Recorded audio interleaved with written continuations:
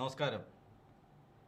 May 28 വരെ ഗോത്രവർഗക്കാർ എന്ന് വിളിച്ചിരുന്ന മണിപ്പൂരിലെ കുക്കികളെ 2023 മെയ് 29 പത്രങ്ങൾ പറഞ്ഞത് ഇനി മുതൽ അവർ തീവ്രവാദികൾ ആണ് എന്നാണ്. എത്ര പെട്ടെന്നാണ് ഒരു ജനസമൂഹം മുഖ്യധാരയിൽ നിന്ന് തീവ്രവാദികളായി ലേബൽ ചാർത്തപ്പെടുകയും നിർദ്ദയം തുടച്ചു മാറ്റപ്പെടുകയും ചെയ്യേണ്ട ഒരു കൂട്ടരായി മാറുന്നത്. ഇഷ്ടമല്ലാത്തൊരു ജനതയെ ഇത്ര നിർദ്ദയം ഇല്ലാതാക്കാൻ എടുത്ത തീരുമാനം ആരുടെ ബുദ്ധിയിൽ പിറന്നതാണ്? ആര് തന്നെയായാലും അവർക്ക് താമരപ്പൂക്കൾ കൊണ്ടൊരു മാല ചാർത്തി അണിയിക്കുകയാണ് നമ്മുടെ പത്രങ്ങൾ. അല്പം സെൻസിബിളായ ഒരു എഡിറ്റോറിയൽ മലയാളം പത്രങ്ങളിൽ കണ്ടത് മംഗളം പത്രത്തിലാണ്, മെയ് 30. അതിലവർ മതപരമായ കാര്യങ്ങളെക്കുറിച്ച് ഒന്നും പരാമർശിക്കുന്നില്ല. മെയ് 3 മണിപ്പൂരിലെ കലാപം ആരംഭിക്കുന്നത്. ഇതിനോടകം കൊല്ലപ്പെട്ടവരുടെ കണക്കുകൾ പുറം ലോകം അറിയാതിരിക്കാൻ വേണ്ട എല്ലാ മുൻകരുതലുകളും സ്വീകരിച്ചു കഴിഞ്ഞിട്ടുണ്ട്. ഇന്റർനെറ്റ് ലഭ്യത മണിപ്പൂരിൽ ഇല്ല എന്ന് ഉറപ്പാക്കിയ ശേഷം അവിടെ സംഭവിക്കുന്ന കാര്യങ്ങൾ ഒന്നും തന്നെ ആരും അറിയുന്നില്ല. 10,000-ലധികം പേരെ മാറ്റിപ്പാർപ്പിച്ചു എന്ന് പറയപ്പെടുന്നു. മണിപ്പൂരിലെ ബഹുഭൂരിപക്ഷ സമുദായമായ മെയ്തൈ വിഭാഗത്തിന് പട്ടികവർഗ പദവി നൽകാനുള്ള നീക്കമാണ് പ്രതിഷേധത്തിനും വംശീയ കലാപത്തിനും കാരണമായി മാറിയത് എന്ന് പറയപ്പെടുന്നു.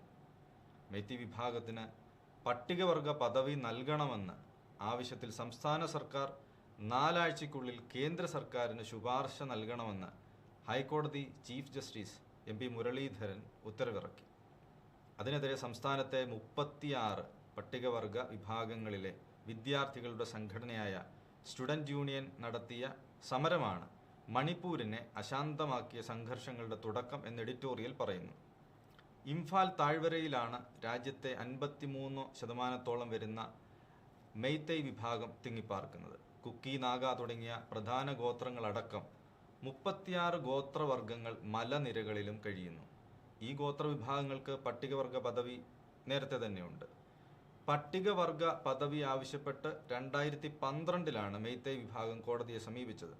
10 വർഷത്തിന് ശേഷം 2023 മാർച്ചിൽ മെയ്തൈ വിഭാഗത്തെ പട്ടികവർഗ സംവരണത്തിൽ ഉൾപ്പെടുത്തുന്നതിന് പരിഗണിക്കാമെന്ന് സർക്കാരിനോട് ഹൈക്കോടതി ആവശ്യപ്പെടുന്നു. ഹൈക്കോടതി വിധി വസ്തുതാപരമായി തെറ്റാണെന്ന് ഇതുമായി ബന്ധപ്പെട്ട കേസ് പരിഗണിച്ച ചീഫ് ജസ്റ്റിസ് ചന്ദ്രചൂഡ് പ്രഖ്യാപിച്ചു. മണിപ്പൂരിലെ തീക്കളിക്ക് കാരണമായി മാറിയത് ഹൈക്കോടതി ഉത്തരവാണ് എന്നത് ഏറെ ദൗർഭാഗ്യകരമായി പലരും ചൂണ്ടിക്കാട്ടുന്നു. ഇങ്ങനെ ഇരിക്കെയാണ് പ്രതിഷേധിക്കുന്ന ഒരു വിഭാഗം പെട്ടെന്ന് തീവ്രവാദികളായി മാറുന്നത്. ഇനി തീവ്രവാദികളെ കൊല്ലുന്നത് രാജ്യസുരക്ഷയുടെ ഭാഗമാണ്. അതിനുവേണ്ടി കേന്ദ്രസേനയെ ആയുധങ്ങൾ നൽകി അയക്കുന്നതിൽ എന്താണ് തെറ്റുള്ളത്? പക്ഷേ കൊല്ലപ്പെടുന്നവരെല്ലാം ഒരു മതവിഭാഗത്തിൻ്റെ ഭാഗമായി നിലകൊള്ളുന്നവരാണ് എന്നതാണോ അവർ നേരിടുന്ന പ്രധാന പ്രശ്നം എന്ന് സംശയിക്കേണ്ടിയിരിക്കുന്നു. ആളുകളെ ഗോത്രവർഗ വിഭാഗത്തിൽപ്പെട്ടവരെയും അവരുടെ കുടിലുകളും മാത്രമല്ല അവരുടെ ആരാധനാലയങ്ങളും തുടച്ചു നീക്കുന്നത് ഈ സംശയം ബലപ്പെടുത്തുന്നു. പ്രതിമാസം POC നാടക അരങ്ങിൽ ഒരു നാടകം കണ്ടു, ലേബർ കോഡ്. അതിലെ ഭരണാധികാരിക്ക്, മുതലാളിക്ക് ചിരിക്കാൻ കഴിയുന്നില്ല. ചിരിപ്പിക്കാൻ ആളുകളെ, കലാകാരന്മാരെ ആവശ്യമാണ്. ആർക്കും അയാളെ ചിരിപ്പിക്കാൻ കഴിയുന്നില്ല. അങ്ങനെയിരിക്കെ ഒരു കലാകാരിയുടെ പ്രകടനം, അതും ആത്മഹത്യ ചെയ്യുന്ന ഒരു അഭിനയ പ്രകടനം അവൾ കാഴ്ചവെക്കുന്നത് കണ്ട് അയാൾ ആദ്യമായി ആസ്വദിച്ചു ചിരിക്കുന്നു. വീണ്ടും വീണ്ടും അത് ചെയ്യാൻ ആവശ്യപ്പെടുന്നു. മുന്നിൽ ഒരാൾ മരണവേദനയാൽ പിടയുന്നത് കാണുമ്പോൾ മാത്രം അല്പം ചിരിക്കാൻ കഴിയുന്ന മുതലാളി ആരുടെ പ്രതീകമാണെങ്കിലും അത് മനുഷ്യർ പാർക്കുന്ന ലോകത്തിന് ചേരില്ല. അധികാരത്തിൻ്റെ ചെങ്കോൽ പൂജിച്ച് ജനാധിപത്യ ശ്രീകോവിലിൽ നാട്ടി നിർത്തുന്ന ഭരണാധികാരിക്ക് ഇത്തരം മനുഷ്യക്കുരുതികൾ കൊണ്ട് മാത്രമാണ് പുഞ്ചിരിക്കാൻ കഴിയുന്നത് എന്ന് വരുന്നത് ജനാധിപത്യത്തിൻ്റെ സർവനാശത്തിൻ്റെ തുടക്കമായി ആരെങ്കിലും ഭയപ്പെട്ടാൽ എന്താണ് മറുപടി പറയാൻ കഴിയുക?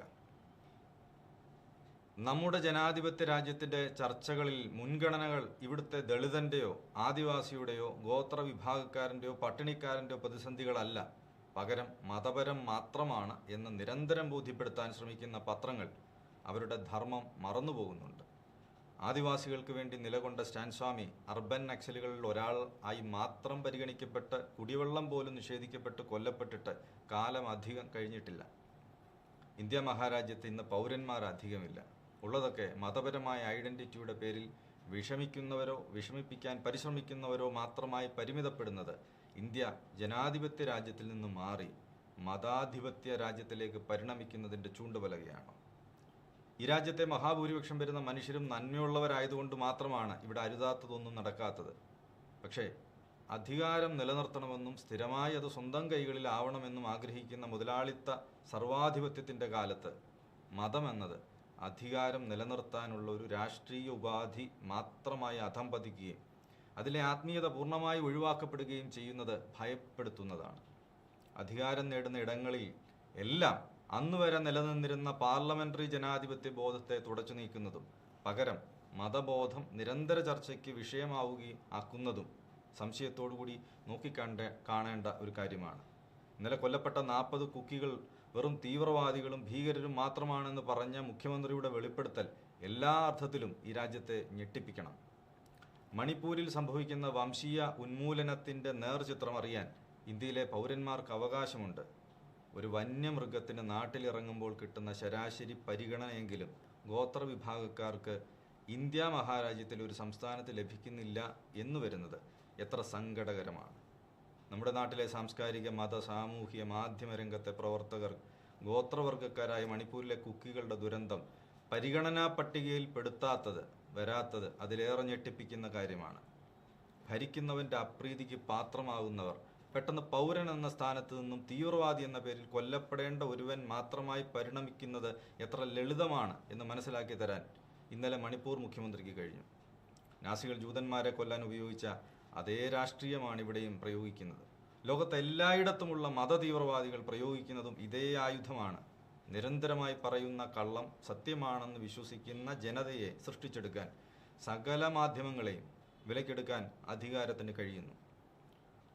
കൂറ്റൻ ലാഭം ലഭിക്കാൻ ഇടയാകുന്ന ഇടങ്ങളിൽ നിന്ന് മനുഷ്യരെ, പൗരന്മാരെ തുടച്ചു നീക്കുന്നതിന് ഏതുതരം തന്ത്രവും അധികാരശക്തികൾ ഉപയോഗിക്കും എന്നത് നിരന്തരമായി നമ്മുടെ മഹാരാജ്യം കണ്ടുശീലിച്ചു വരുന്ന ചില കാഴ്ചകളിൽ ഏറ്റവും അവസാനത്തേതാണ് മണിപ്പൂർ കലാപവും അവിടെ നടക്കുന്ന വംശീയ വേട്ടയും.